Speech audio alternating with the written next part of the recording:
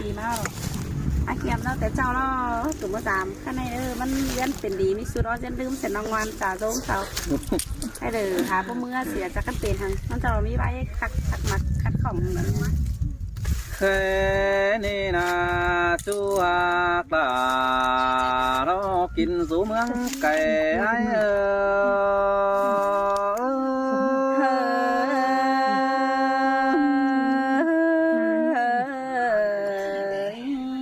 ฮาโอแต่เมื่อไอเสื่องยิ่งนาก็ได้ขัวปีกูมาแต่ดอกว่าด่าไอแต่เมื่อไอเสื่องด่างว่าน้องก็ได้ขัวปีมาแต่ดอกว่าหลังแองปีโนเจอนันนาโดยส่องเฮานาบาดจากความสู้กันเกิดเขียนเป็นบ้านสิ้นในน้องบ่าโนไอ้นี่ปีบาจะเก่าตันสู้ด่างว่าน้องส่องไฟตั้งจำกันนี่ถ้าว่าโดยส่องเฮานาเป็นเสดตามความสู้กันโดยเสียนจมปิ่นเกิดในนอกเกี่ยวกินเนยใส่เจอไอ้โอเสือลาหาเสียงกันได้ไอ้น้องฮาโอบ่ชื่อลางวันจูไปพวงอินหาจูรฟูจันเมืองไก่กระว่าบุญปันปีกว่าบ่มีเนล่ะยิ่งเอ้ยดังเสียงยิ่งงานอหันบ้าเป็นสระกวง2 ปีไอ้ก็สังเหียบ่โลดยันทองปอยิ่งเกินแน่น้องบ่าโลไอ้ไม่นี่ส่องไฟไหลรอสญอปีดาก็จะเข้าความถามมึงเนอจูดาเนาะบุญปันไอ้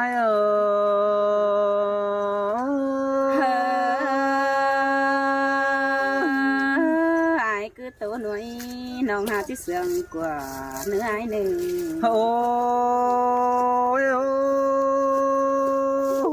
จัวมึงเอ้ยกวง2 ปีเตนาดารอไอ้น้องดากูไปกาบ้าไปรอเสด็จน้องบ่ารอไอ้เนี่ยบ้านน้องไปไงนะไปแลกเกี่ยวตั้งไก่ไฟตั้งฮันหน่อยเด้น้องไอ้กูนามาน้องหักลาลองมันขันกินสูเงินควรได้หาเกี่ยวกินเนยใส่เจอไอ้เสือหาเสียงเกินได้หายโอ้ยน้องโอ้ยน้องเอ้ยข้าบ้านมันก็เป็นเสื่องวนสูดเจอฟ้านอนตองน้องเอวน้องด่าเราไอ้ปีก็จูเป็นคือนาก็แค่ทำรอเบิ่งแลลมเดียนเอ้ในน้องด่าเราไอ้นี่เป็นเสมอ2 5 นาบเลยปาตันตู้เตียนเราจะปีเจอบนได้รอใส่เจอไอ้เสยสินแต่ปีหักล่ะจะให้ว่าแค่ความทางสิเนยไอ้น้องโอ้ยน้องหักล่ะไอ้กวงปีไก่เราขายมาปีนี้น้องหักล่ะกินรูกำเฟืองนั้นตั้งมังจ่าส้มนั่นเองน้องน้องเป็นเสือแป้งเชียกึกกิ้งกลมรอเป๋เสืองสาวน้อยเกินเด้แป้งไอ้กูนาหันมาเมื่อแต่กี่ไอ้เล่เห็นหลังวันน้องหน้าน้องหักไอ้เล่ตั้งหลังแต่เป็ดสาว15 คืนนี้ ไอ้ก็แค่นี้มาเลยตั้งหนาเดี๋ยวไปเสียงหลาลองงานน้องก็หิงเอาผัวขึ้นเนหัวใจ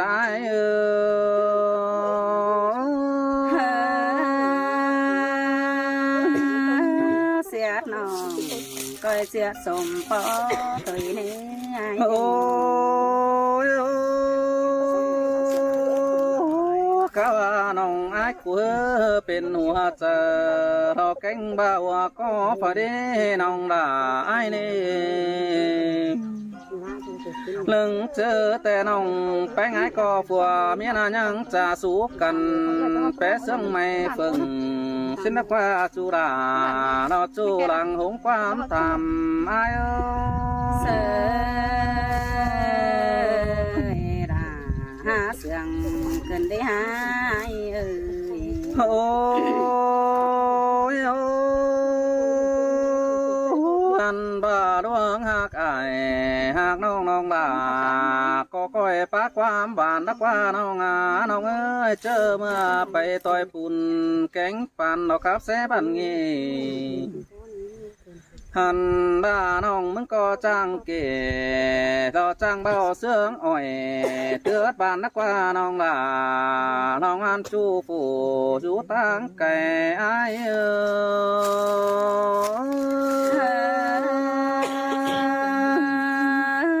จังครับจังไข่เกินได้ไอ้น้องโอ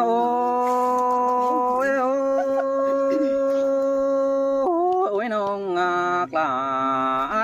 ไอ้ก็จะทำแป้งก้อนน้องน้องเอ้ยปีนี้น้องด่า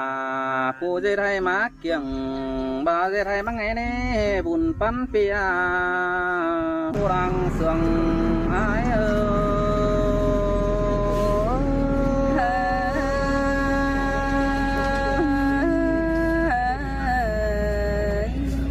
โอ้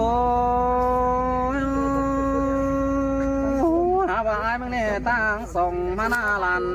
มึงน่าถือไปเชียงเอฟสื่อบ่มีสวาวน้องด่าไอ้บุญปั้นเปียหันได้ก็ไอ้สอนางด่าน้องน้องหาเสียบส่งปั้นเสนจูด่าใส่เจ้าไอ้เสยน่าทงเสือเบอร์ปั้นเบอร์เป็ดเนี่ยเอ้ยยิงนาโอ้ยบ้าน้องแป้งหนึ่งโดดวงเสืองไอ้เตนาดาไอ้โซโตดาน้องน้องโตเจ๋งที่ไอ้เนื้อบุญปั้นปีเนื้อหาบามีกูสั่งสูนะเจอน้องโซโตดางานน้องเป็นเสืองก็ไอ้เนื้อจูดานอจูรังเสืองไอ้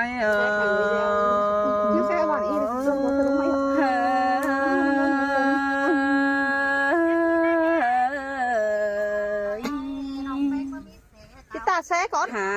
xe con này ปีแป้งไอจังให้มาจังป่าไปป่ามาได้เยี่ยวจังป่าเสียว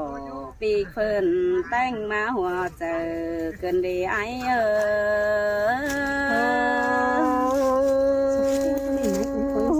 ปีก็บูตันหูเบาเราเสียงหลังใส่แป้งกระเนื้อหลังหาปีเอ้ยก้นเต็งเมืองเบามีเฝอที่จังเสื่อมต่อไอ้เกี่ยมคันดอกฟ้าไอ้น้องปีหักดาก้นจันดังดีน้องเอ้ยหึงปีเฮาห่างกันเบาเล่เห็นหน้าบัดปองลาคือนี่ปีดาจังให้มาจังทำทีลายดวงขึ้นดีไอ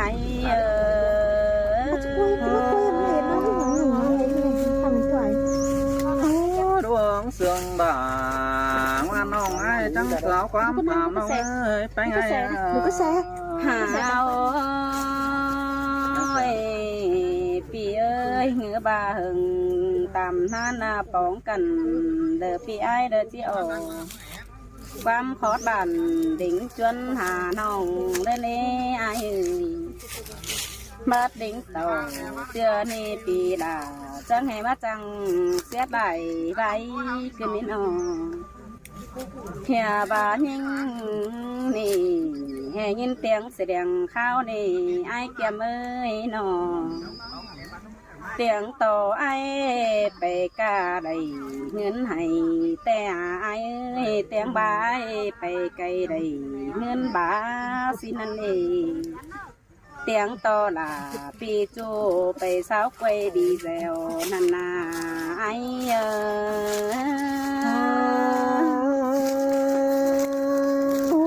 ปีก็ไปพวงอิน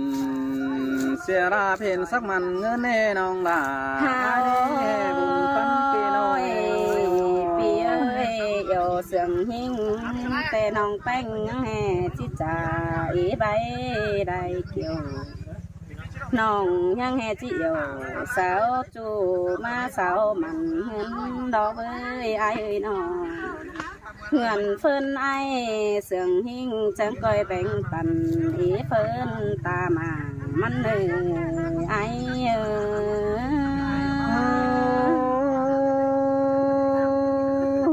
ปีก็เปิดสอนังดาลองว่าน้องมึงขาวความทำเร็วขึ้นมาไปไงน้องโอ้ยปีเอ้ยเฮียบายบาเตียงต่อลาแอมน้องมีเจฝีสินกวนนาน้องห้าบามันเป็นเฮเตียงไปตัวเมืองแทนห้าสินนาเอ้ยไอ้น้องห้าบาเปื่อนเสาตันโตลาแต่หินบาผัวเจอถอยนาไอ้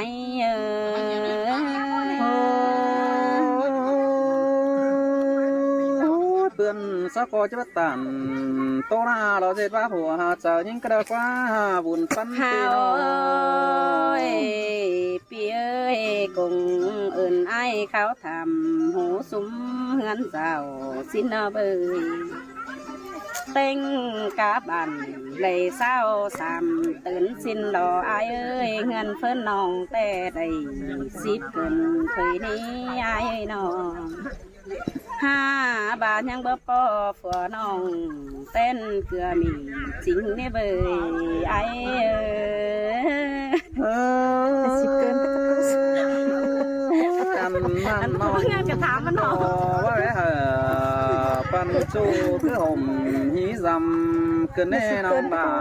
อันนี้บุญปันปีน้องข้าวปีเอ้ยเปื่อนเสาแต่ได้เพิ่นหน่อยมาเสืออ่องมือ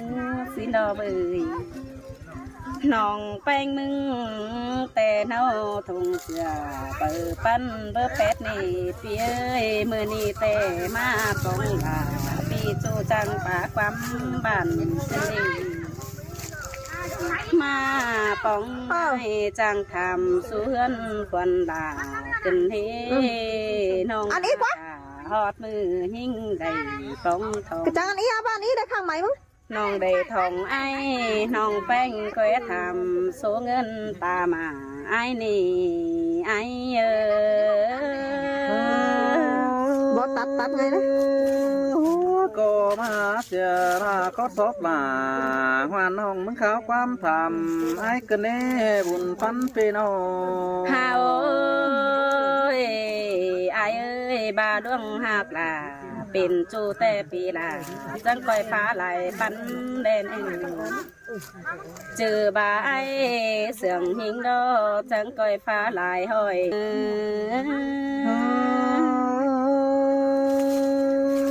บาดวงเสื่องกันแต่ใจจักเจ้าไปต่อยร่มผิวโตก็ได้น้องลาไอ้บุญปันเปียฮาโอ้ยปีเอ้ยเจอกะมาน้องจังสิเลยหาไปตั้งเดือนไฟน้องบ่เปิดหูแต่จิเลต่อถงเบามาไงเล่นนี่ไอ้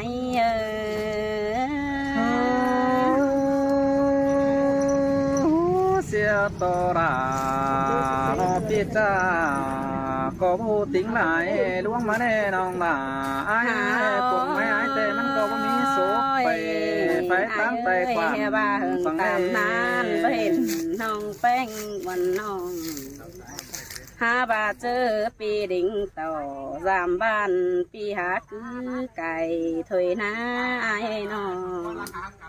เฮิงตามนั้นบ่เห็นแค่ความมาดอื่น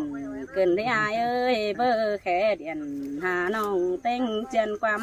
ทำเกินได้อายเอ้ยผัวเมียไอ้นาจีน้องมึงก้นให้จังไงบ้างเสียละบ่ไม่ไปมังกาโดมกว่านาไอ้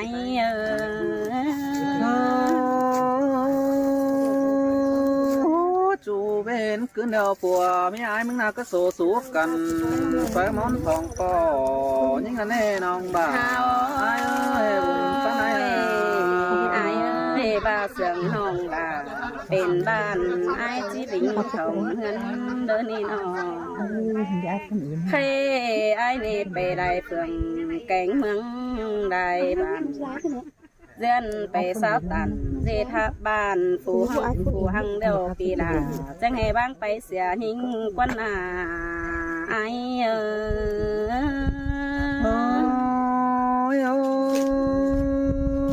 มันก็บ่เรื่องคอดปาตันงานน้องชอบแค่หัวเจอตัวดอกเฮ้บุญปั้นเปีย ข้าโอ้ยเปียเอ้ยผู้คนหิงแต่ที่มีสั่ง